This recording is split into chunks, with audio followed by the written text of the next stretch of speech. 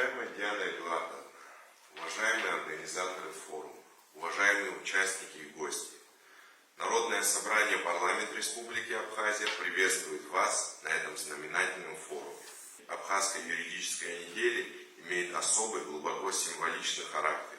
Она посвящена выдающемуся государственному деятелю, первому президенту Республики Абхазия Владиславу Григорьевичу Ардзинбу.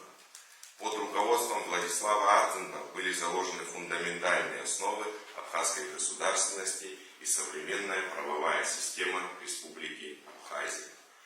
Обращение к истокам, наследию Владислава Григорьевича сегодня актуально для решения задач дальнейшего укрепления конституционного строя и верховенства закона. Символично, что в рамках юридической недели проходит и 4-я международная научно-практическая конференция, связанная с вопросами архитектуры публичной власти. Построение эффективной, сбалансированной и отвечающей интересам народа системы власти является ключевой задачей.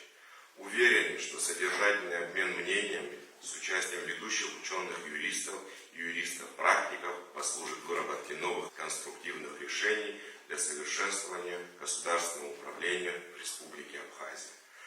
Депутаты Народного собрания парламента Республики Абхазия заинтересованы в новаторских идеях, которые будут предложены в ходе вашей работы.